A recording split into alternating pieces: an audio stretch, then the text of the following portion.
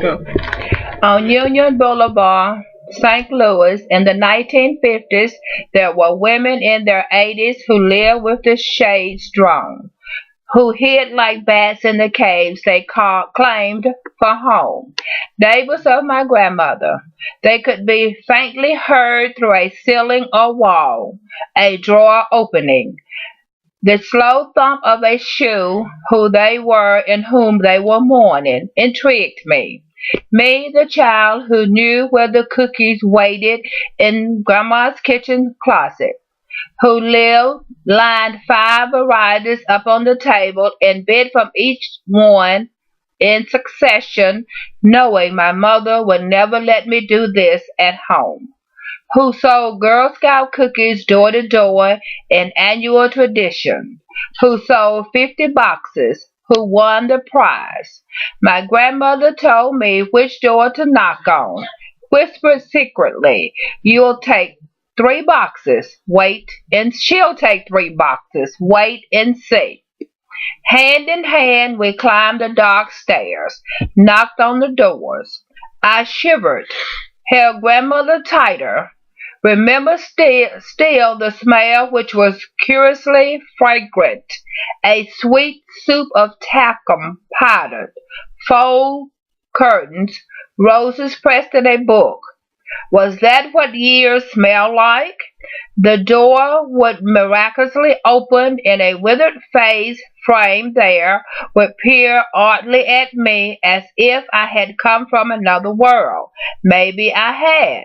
"Come in," it would say, or "Yes," and I would mumble something about cookies, feeling foolish, feeling like the one who places a can of beans next to an altar marked for the poor and then had to stare at it, the beans next to the cross, all through the worship, feeling I should have brought more, as if I shouldn't have been selling something to these women, but giving them a gift, some new breath, assurance that there was still a child's world out there, green grass, scabby knees, a playground where you could stretch your legs higher than your head.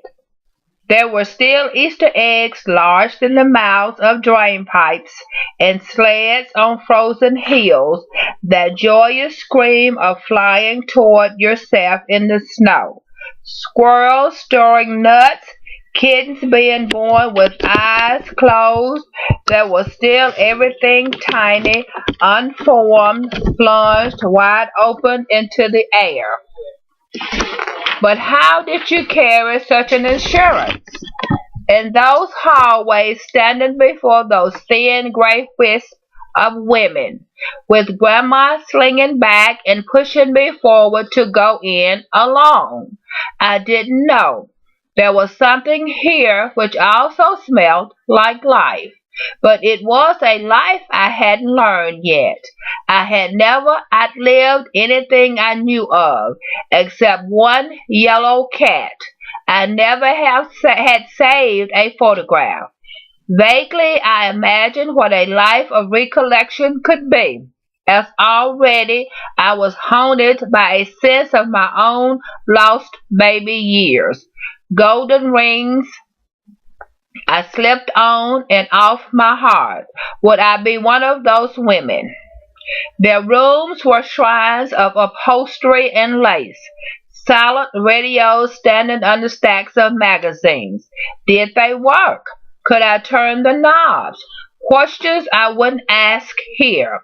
Windows with shades pulled low, so the lights peeping through took on a changed quality, as if it were brighter or dimmer than I remembered. And portraits, photographs on walls, on tables, faces strangely familiar, as if I was destined to know them. I asked no questions, and the women never questioned me. Never asked me where the money went. Had the price gone up since last year? Were there any additional flavors? They bought what they remembered. If it was peanut butter last year, peanut butter this year would be fine. They brought the coins from jars, from pocketbooks without handles, counted them carefully before me, while I stared at their thin crops of knotted hair. A Sunday brooch pinned loosely to the shoulder of an everyday dress. What were these women thinking of? And the door would close softly behind me. Transactions complete. The closing clicked like a drawer sliding back. A world slid quietly out of sight. And I was free to return to my own universe, to Grandma standing with arms folded in the courtyard, staring peacefully up at a blue jay or sprouting leaf. Suddenly I see Grandma in her dress of tiny flowers, curling gray permanent tightly laced shoes as one of them. Then she turned, laughed. Did she buy? And again belonged to me. Gray women in rooms with the shades drawn. Weeks later the cookies would come. I would stack the boxes, make my delivery rounds to the sleeping doors. This time I would be businesslike. I would rap firmly. Hello, ma'am. Here are the cookies you ordered. And the face would peer up, uncertain. Cookies?